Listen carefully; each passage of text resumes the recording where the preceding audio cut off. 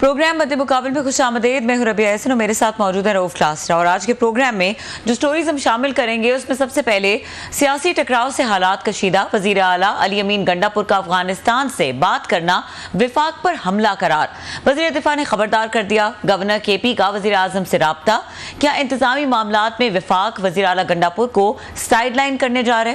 इसके अलावा बात करेंगे बानी पीटीआई ने भरपूर मज़ाहमत का फैसला कर लिया, अवाम को सड़कों पर आने की तैयारियां मुकम्मल करने की हिदायत, चीफ जस्टिस काजी फाइज ईसा को मसाइल का जिम्मेदार करार दे दिया, अपनी और अहलिया की गिरफ्तारी की वजह बनने वाले जज पर अरबों रुपए की नवाजिशात का बड़ा इल्जाम। इसके अलावा बात करेंगे गिरफ्तार अरकान पार्लियामेंट ऐवान में फट पड़े, मेंबरान असम्बली ने पुलिस तहवील में होने वाले बुरे सलूक पर हुकूमती बेंचों को खबरदार कर दिया। और इसके अलावा शामिल करेंगे आईपीपीज को एक साल में 979 अरब रुपए की कैपेसिटी पेमेंट का इंकशाफ, कोयले पर चलने वाले प्लांट्स के लिए 718 अरब रुपए की अदायगियां, महंगे पावर प्लांट्स का क्या बनेगा, इसके ऊपर बात करेंगे।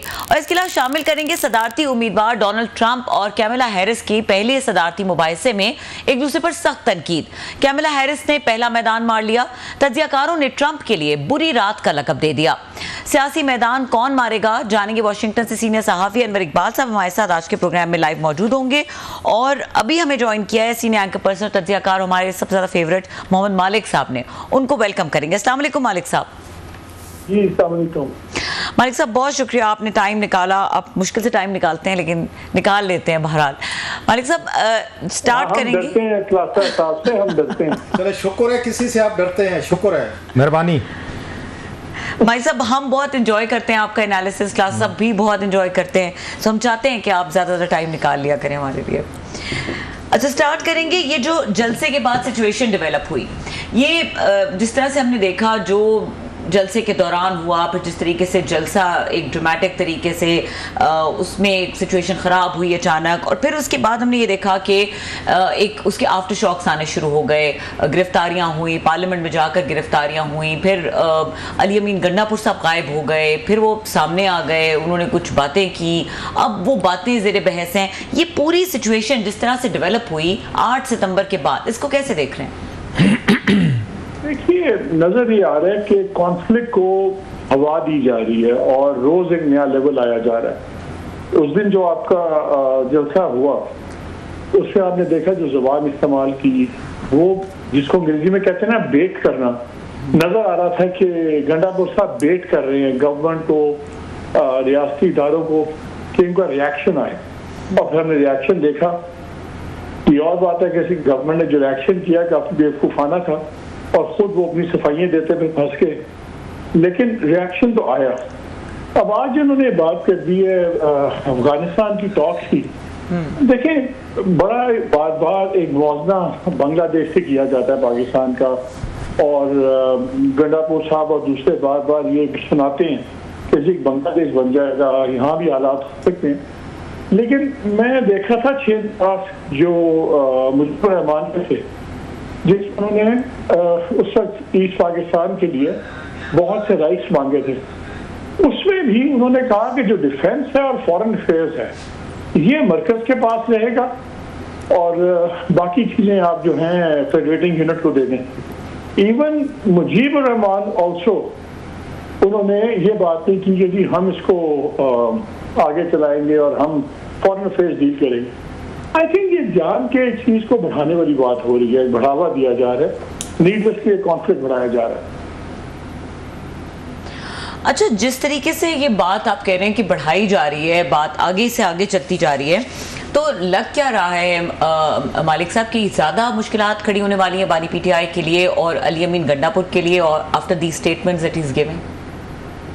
देखिए, दो सिचुएशन है, वेरी सिंपल। अगर तो खान साहब की मंशा पे, उनकी हिदायत पे अमीन गंडापुर ने जो 8 तारीख को जो की बात और आज जो की, तो फिर से क्लियर नजर आता है कि खान साहब को अब यकीन हो गया है कि देयर इज एब्सोल्युटली कोई पॉसिबिलिटी नहीं है किसी किस्म की सुलह की या रफोशमा की। और वो खुद भी माजी में कहते रहे हैं कि जी मैंने तो बड़ी कोशिश की कि बातचीत हो, हमारे मिस्त्रीज भी थे। फिर उन्होंने ये भी दावा किया कि मुख्तलिफ 5-6 लोग बातचीत कर रहे थे, आइडेंटिफाई नहीं किया। तो इसका ये मतलब है कि कंप्लीट ब्रेकडाउन हो गया उनकी तरफ से। लास्ट बयान आया था कि अब हमारी तरफ से कोई बात नहीं करेगा, कोई किसी को कांटेक्ट नहीं करेगा। अब उसके बाद सिवाय एक फुल फ्लेज कॉन्फ्लिक्ट के ऑप्शन रह क्या जाता है। ये तो है एक सिचुएशन अगर खान साहब की मंशा से हुआ है, अगर उनकी मंशा से नहीं हुआ तो फिर तो और भी खतरनाक मूव है, क्योंकि फिर अमीन गंडापुर साहब क्या सोलो फ्लाई कर रहे हैं? क्या वो ये चाहते हैं कि खान साहब की मुश्किलात में इजाफा हो? क्योंकि अब ये देखिए कि 2-3 चीजें खान साहब के हक में जा रही थी। अभी नैब का जो अमेंडेड एक्ट आया है उसके अंदर उनको बहुत ज्यादा रिलीफ मिलेगी, तो शाखाना वाले रेफरेंस में है।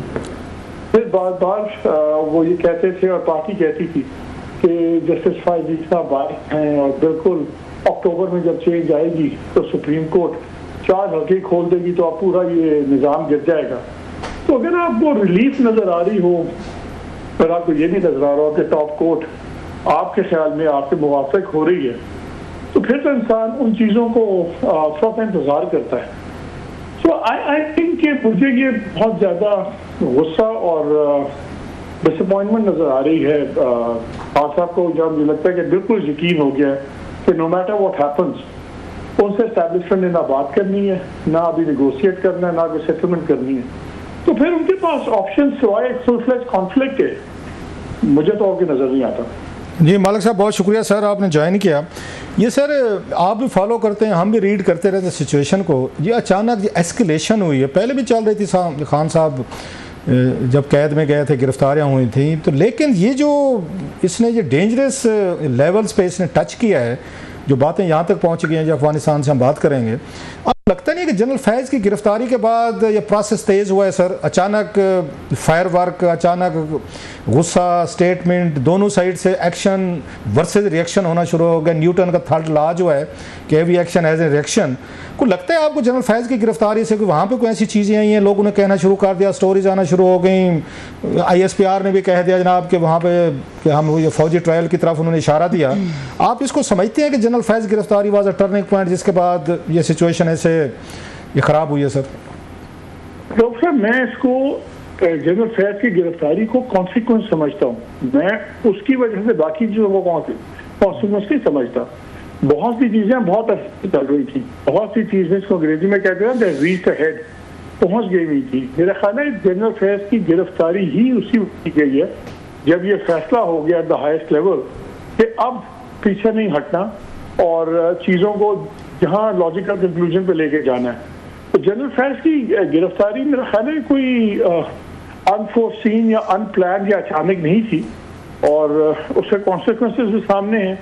सो आई थिंक ये एक लिंक था, एक सिलसिला, और ये उसके अंदर एक अब ये कह सकते हैं कि उसके बाद हालात और तेजी से बिगड़ रहे हैं, लेकिन आई डोंट थिंक इसने शुरू किया है। आई थिंक वो एक नेचुरल एक पॉइंट था जिसने एक पॉइंट पे आना था। उसके बाद तो चीजें पब्लिक होना शुरू हुई है ना, हमें जनरल फैज़ के बारे में ISPR भी आए, उन्होंने प्रेस कॉन्फ्रेंस की, और चीजें सामने आई, लेकिन उससे पहले तो सारा सिलसिला बहुत महीनों से चल रहा था। नहीं मालिक, मैं इसलिए कह रहा था, मैं सॉरी आपकी बात काट रहा हूँ, कि ये पहली दफ़ा ISPR ने हिंट किया कि खान साहब का मिलिट्री ट्रायल हो सकता है, और जिन लोगों के राब्ते थे इनसे जनरल फैज़ से पॉलिटिकली तौर पर, उन तमाम का हम ये करेंगे, कोर्ट मार्शल करेंगे, ये उन्होंने बात इशारों के नयों में या उन्होंने वाजे कही, और बाद में खबरें ये बाद में खबरें सामने आना शुरू हो गई। लोगों ने कहना शुरू कर दिया कि गंडापुर साहब के भी कोई राब्ते थे, वो निकले हैं। आप ही मेरा ख्याल है ये बात कह रहे थे, अगर मैं गलत नहीं कह रहा तो वहाँ से उनको भी था। फिर वो खान साहब को भी कहने लगे बाज़ लोग के वहाँ से भी राब्ते थे, उनके भी कोई एविडेंसेज हैं। फिर पता चला कि लोग कोई वादा माफ गवाह बन गए, कुछ वहाँ पे गवाहियाँ आ गई हैं। तो उन्हें तो ये फील हुआ है कि शायद जनरल फैज़ के साथ हम तीनों चारों का एक ट्रायल होगा। So that's the reason they reacted, और ये मुझे लगता है कि उसका बड़ा गहरा तल्लुक है जितना ये रिएक्शन है और जितनी लड़ाई बढ़ी है सर। रोल्फ, इसमें बहुत इंपॉर्टेंट ये है कि जो 8 को तकरीर हुई, क्या वो खान साहब की डायरेक्शन पे हुई या खान साहब ने बाद में उसको ऑन किया, क्योंकि उनको पसंद तो आया होगा जब कोई भी। आपका क्या एनालिसिस है? आप खान साहब को जानते हैं, बड़ा उनको आपने कई इंटरव्यूज किए हुए हैं, मिले हुए हैं, हम सब मिलते थे, मतलब आपको 30-35 साल पॉलिटिक्स कवर करते हो गए। आपका क्या ख्याल है खान साहब के बारे में? मैं उधर ही आ रहा हूँ जी सर, मैं उधर ही आ रहा हूँ। देखिए, मेरा ख्याल है कि 8 फरवरी से पहले फैसला ये था मुख्तलिफ हल्कों का कि हमने वैंक्विश कर देना, तबाह कर देना, खत्म कर देना PTI को। ये जब 8 फरवरी का इलेक्शन आया और जिस तरह वोटिंग हुई तो ये तो सबको समझ आ गई कि भाई आप वैंक्विश नहीं कर सकते पार्टी को। फिर आई थिंक प्लान बी शुरू हुआ कि जिसमें आप कहते हैं अच्छा हम वैंक्विश नहीं कर सकते तो पार्टी को कंट्रोल करें। अगर पार्टी कंट्रोल आप करना चाहेंगे तो आप कैसे कंट्रोल करेंगे कि जब तक खान साहब अंदर हैं, पहली तो कोशिश ये है कि वो एंडलेसली अंदर हैं और एक के बाद दूसरा मुकदमा, और जब तक वो अंदर हैं आप एक ऑल्टरनेट लीडरशिप तैयार करें जो मैनेजेबल हो। अब इस वक्त आप एक चीज देखिए कि अली मीन गुंडापुर साहब हमेशा से ही वो इस समय बोलते हैं, कभी कई बार तो बहुत ही बेहुदा सी बात भी कर देते हैं, जिस बार उन्होंने विमेन जर्नलिस्ट के बारे में की, सब कुछ किया, वो अलग चीजें, लेकिन उनका एक पर्टिकुलर स्टाइल है, सब कुछ है। इस वक्त ये देखिए खान साहब के बाद इस वक्त पार्टी में क्या कोई अनडिस्प्यूटेड लीडर है? वो इस वक्त अली मीन गंडापुर है। आज से पहले अनडिस्प्यूटेड लीडर नहीं थे। पहले सिस्टमैटिकली केपी के अंदर जितने उनके राइवल थे जो उनको चैलेंज कर सकते थे उनको सबको रास्ते से हटा दिया गया। उन्होंने हटाया या जिसने भी हटा दिया उनको हटा दिया। आप मुझे बताएं कि एक जो पीटीआई के नजदीक सबसे बड़ा जलसा हो रहा हो, इतने महीनों की कोशिश के बाद इजाजत मिले, क्या उससे एक दिन पहले आपको समझ आती उमर अयूब का रेजिग्नेशन? मेरी जो समझ से बालातर है। केपी में इस वक्त कोई भी नहीं रहा, केपी की डोमेस्टिक पॉलिटिक्स में भी और ओवरऑल पीटीआई की पॉलिटिक्स में इस वक्त एक ही अनडिस्प्यूटेड लीडर हैं, वो हैं अमीन गंडापुर साहब। क्या अमीन गंडापुर साहब टेम्पररी ऑल्टरनेटिव वो हैं leadership? I don't know, because अगर तो खान साहब की मंशा से वो 8 वाली तकरीर है फिर तो टोटल स्टोरी और है। अगर खान साहब की मंशा या हिदायत के ऊपर वो स्पीच नहीं हुई तो फिर आपको गंडापुर साहब को भी एक टोटल दूसरी लाइट में देखना चाहिए और शायद देखना भी पड़े। मैं इस बात को यहीं पर रुकूंगा। नहीं, खान साहब ने तो अगले दिन जब उनसे पूछा गया तो उन्होंने बड़ा सख्त बयान जारी किया, आपने भी यकीनन सुना होगा। उन्होंने कहा जनाब गंडापुर साहब ने बिल्कुल ठीक बातें की और जो लोग वजाहतें कर रहे हैं, माफिया मांग रहे हैं, उनको शर्म आनी चाहिए, वो बुज़दिल हैं, वो पार्टी में मत रहें। He was referring to Umar Ayub और बैरिस्टर गौहर। तो खान साहब ने तो इतना बड़ा तो उन्होंने बैरिस्टर गौहर और उमर अयूब को उन्होंने वो कर दिया है और रगड़ के रख दिया है। उमर अयूब तो जस्टिस से एक दिन पहले फारिग किए नहीं, उन्होंने अगले दिन उन्होंने माफी मांगी ना जाके जी यूं नहीं हुआ, ऐसे नहीं हुआ, मतलब ये नहीं था, माफ कर दे। मैं कुछ और बात कर रहा हूँ, मैं समझिए उमर अयूब क्या कोई पार्टी का सेक्रेटरी जनरल इतने बड़े इवेंट से एक दिन पहले रिजाइन करता है? नोबडी हैज आस्क्ड हिम कि यार तुमने इतने क्रिटिकल पॉइंट पे क्यों रिजाइन किया? तो वो रेजिग्नेशन ऑर्डिनरी रेजिग्नेशन नहीं है। यही उमर अयूब थे जब 1-2 माह पहले इन्होंने रिजाइन किया या इनको कहा गया रिजाइन करने का, तो पूरा उन्होंने एक पार्टी के अंदर एक पूरा ड्रामा हुआ इसमें लोग खड़े हुए सेशन में, उन्होंने कहा नहीं आप वापस लें रेजिग्नेशन। फिर एक डेलीगेशन खान साहब के पास, फिर खान साहब ने कहा कि नहीं उसको वो रेजिग्नेशन वापस ले, और फिर महीने डेढ़ के बाद आप दोबारा फारिग हो गए। नहीं, तो आपके क्या जहन में आ रहा है सर? आप इतने बड़े एनालिस्ट हैं, आपका काम ये गुत्थियां सुलझाना है, मजीद गुत्थियां मतलब देना नहीं होता। मेरे नजदीक कोई ज्यादा गुत्थी नहीं है। मेरे नजदीक सिर्फ ये है जो ना मैं जान सकता हूँ ना आप जान सकते हैं कि गंडापुर साहब की जो स्पीच थी 8 की, क्या वो खान साहब की हिदायत पे थी या बाद में खान साहब को पसंद आई? खान साहब को कोई भी सख्त तरीके से बात करे, फ्रंट फुट पे खेले, तो हमेशा से खान साहब को पसंद आता है। वो खुद भी फ्रंट फुट पे खेलने वाले आदमी है, इस पे उनको पसंद आता है। हाँ यार ये दबंग है, दलेर है, देखो उसने उड़ा दिया सब कुछ, ने ऐसी की तैसी कर दी। तो ऐसी की तैसी तो उन्होंने की सब की। उन्होंने उस दिन फौज को भी सुनाई, उन्होंने गवर्नमेंट को तो खैर सुनानी थी, उन्होंने जर्नलिस्टों को भी सुनाई, उन्होंने वो बातें की। आज उसको वो एक स्टेप ऊपर ले गए। अगर मैंने कहा ना बड़ी सिंपल सी बात है, अगर तो खान साहब की एमा पे हुआ सब कुछ 8 को, तो फिर तो बड़ा क्लियर सिग्नल है कि खान साहब को 100% वशूर हो गए हैं कि मेरी अब किसी ने बात ना मेरे से करनी है, ना इन्होंने मुझे आने देना है। अगर इनके बस में हुआ तो अब मुझे लड़ाई को एक और नई लेवल पे लेके जाना है। और इसके लिए अच्छा मालिक, आप समझते नहीं है कि 8 सितंबर वाला जो जलसा था एक अपॉर्चुनिटी भी थी पीटीआई के लिए, खान साहब के लिए, कि 22 अगस्त को खान साहब ने एक बड़ा अच्छा जेस्चर दिया जब एस्टेब्लिशमेंट ने उनको अप्रोच किया कि आप जलसा ना करें, और उन्होंने नहीं किया, और उसके बदले में उन्होंने फेवर की कि आप 8 सितंबर का कर लें। और उस पर हुकूमत भी थोड़ी सी वो डिस्टर्ब थी कि भाई साहब ये तो राब्ते हो गए हैं, शायद कोई हम दरमियान में से हम ना निकल जाएं। एक अच्छा गुड फील फैक्टर पैदा हुआ था।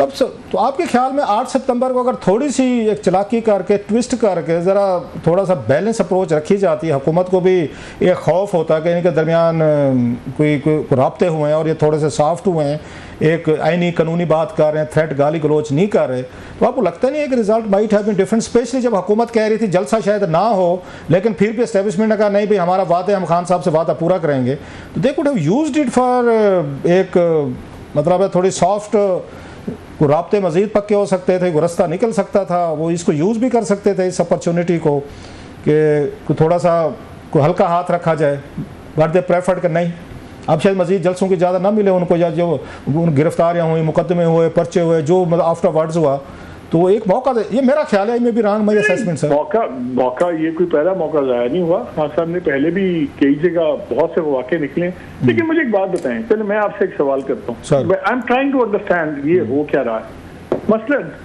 उस दिन इंकलाब लेके आ गए थे अमीन गंडापुर साहब, ठीक है, यहाँ भी कह दिया नई अदालतें छोड़ेगी, 15 दिन बाद हम छुड़ा लेंगे और हम जाके खान को ले आएंगे, जिसपे ख्वाजा आसिफ पुराने पॉलिटिशियन है, उन्होंने गिनती शुरू कर दी, उल्टी गिनती, 2 दिन हो गए, 3 दिन हो गए, आओ इंतजार कर रहे हैं, अब 10 दिन रह गए।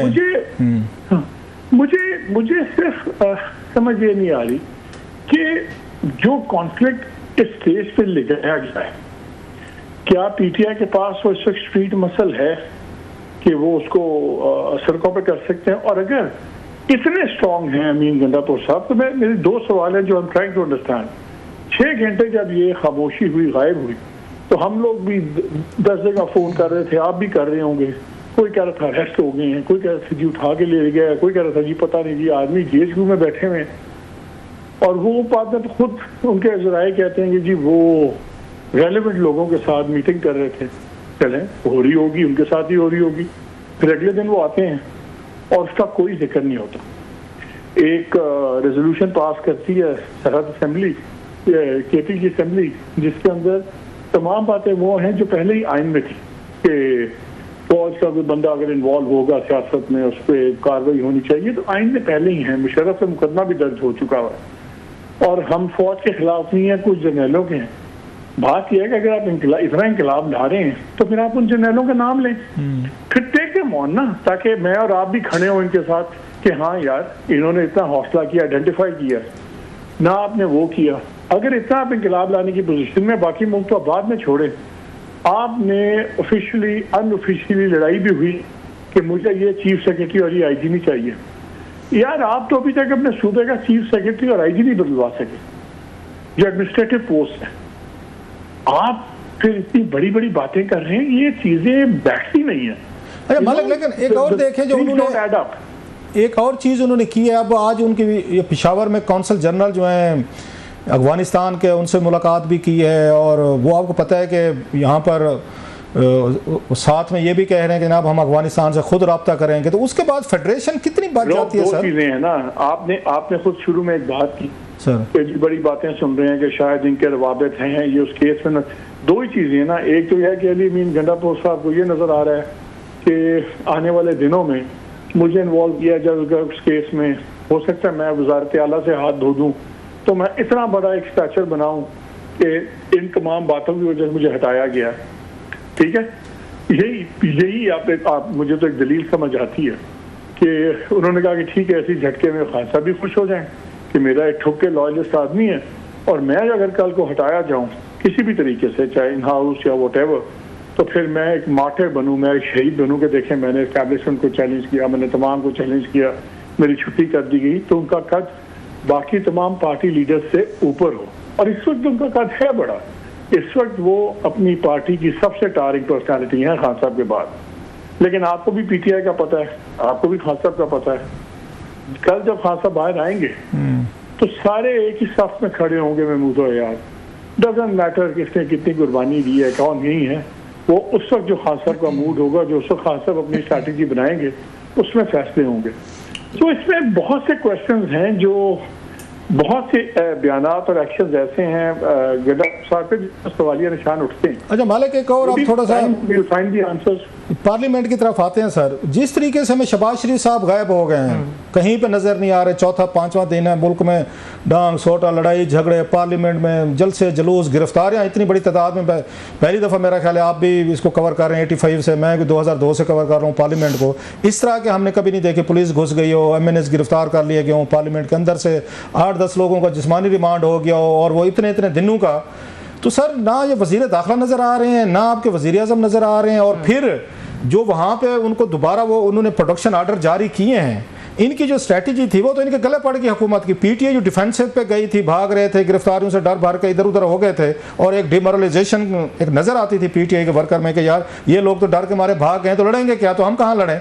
तो अचानक आपको लगता नहीं है कि उन्होंने रिवाइव किया है, और इस वक्त हुकूमत एक उसमें कार्नर में, और हुकूमत एम्बेरस है, and they are feeling in a tight rope, और PTI फिर छा गई है सर उन पे पार्लियामेंट में भी और बाहर में। तो बहुत बुरी पॉलिटिक्स थी मेरा भी, जिस तरह गिरफ्तारियां हुई, जिस समय तो कहा है, बजाय इसके कि 8 फरवरी के इलेक्शन की बात हो, ये 8 वाली तकरीर की बात होती, गड्डापुर की चीजें डिस्कस हो रही होती, ये अपनी सफाइयां देने में फंस गए। मेरा ख्याल है तो वेरी वेरी स्टूपिड मूव। लेकिन देखिए उनका गायब होना मुझे जाता है, जो इस वक्त इमरान खान का सियासी कद है, गवर्नमेंट के पास चाहे वो पीपल्स पार्टी है चाहे वो PMLN है, इनके पास उसका काउंटर जवाब नहीं है, ये नहीं डील कर सकते। वो मसला इनके लिए तो बड़ी खुशी का मुकाम है कि उनका बोझ सारा एस्टैब्लिशमेंट ने उठाया हुआ है, और इनको ये पता है कि अगर कोई इमरान खान को देखें, अभी भी जितना अर्सा वो अंदर है, अभी भी क्या ये लोग रखने में कामयाब हुए हैं, तो ये तो साइड पे खड़े हुए हैं,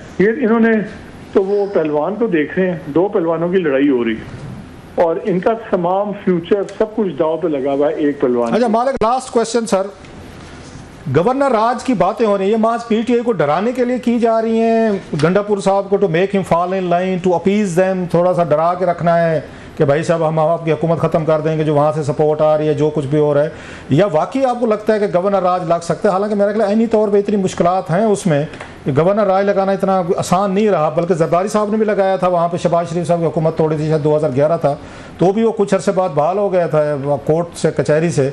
तो आपको क्या लग रहा है, ये मतलब वो कैरेट एंड स्टिक खेलने की कोशिश कर रहे हैं, गंडापुर साहब को डराया जा रहा है, या कोई वाकई आप समझते हैं गवर्नर राज लगाए जा सकते हैं, जो हालात मतलब ऑलमोस्ट बगावत वाली गुफ्तगू है सारी? हाँ, लेकिन देखिए मेरा ख्याल है वो अगर ये टारगेटेड एक्शन लेंगे, पर्चे कर या ये कर वो कर, वो ज्यादा शायद इम्पैक्टफुल हो। गवर्नर राज आपने खुद जैसे बताया बड़ा मुश्किल है, सुप्रीम कोर्ट में जाके उसने टेस्ट ऑफ टाइम पास करना है, इतना सिंपल नहीं है। हाँ, अब एक बार ये सुप्रीम कोर्ट अगर बड़ी अदालत बन जाए, जब जजेस ऐड हो जाएंगे, उसके बाद मेरा ख्याल है लग सकता है, उससे पहले नहीं लग सकता। उससे पहले आज की सुप्रीम कोर्ट तो नहीं, मतलब 1-1.5 महीना आप कह रहे हैं इंतजार किया जाना चाहिए, आप ये कह रहे हैं?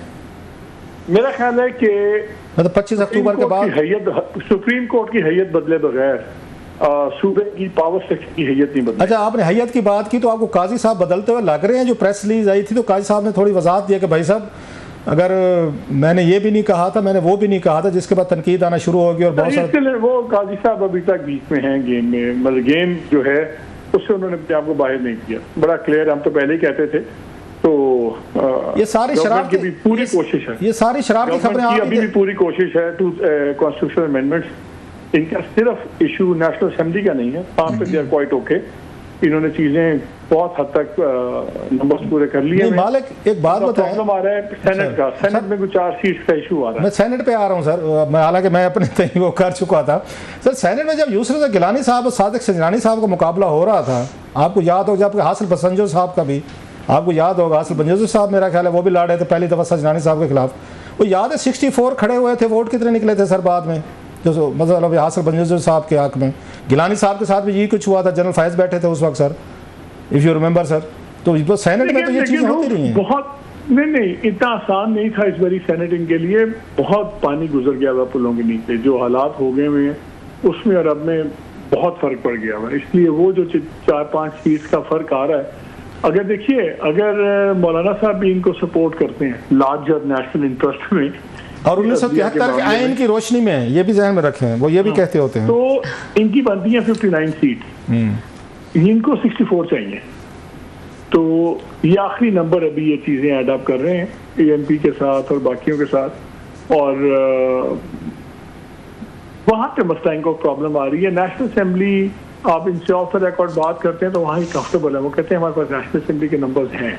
आप देखें ना टेक्निकली वो जो 41 तो टेक्निकली आजाद है ना पीटीआई वाले, तो उसमें से 3-4 ही निकाल लें इनको। लेकिन हुकूमत अगर बहुत कॉन्फिडेंट है मौलाना फजल रहमान साहब को राम कर सकते इतने बड़े जॉइंट को, पॉलिटिकल जॉइंट को, तो बाकी तो इतनी बड़ी कोई कीमतें तो नहीं होती लोगों की, सेनेट हो या आपको पता है हम भी देखते रहे हैं सर। एग्जैक्टली ये तो मैं कह रहा हूँ। बड़ी मेहरबानी ब्रदर, बहुत शुक्रिया sir ji, thank you very much sir, thank you bro, thank you. मालिक साहब हमारे साथ मौजूद थे, खुसूसी गुफ्तगू कर रहे थे और यहाँ पे वक्त हुआ है ब्रेक का। ब्रेक के बाद हमारे साथ वाशिंगटन से बराह रास्त मौजूद होंगे अनवर इकबाल साहब, सीनियर सहाफ़ी हैं। उनसे बात करेंगे जो कैमला हैरिस और डोनाल्ड ट्रंप के दरमियान पहला एक डिबेट हुआ है, सेशन हुआ है, किस तरह से देख रहे हैं इसको तज्ज़ियाकार और क्या नज़र आया है, किस किस्म का मुकाबला है, किसका पलड़ा भारी है। ब्रेक के बाद बात करेंगे, हमारे साथ रहिए।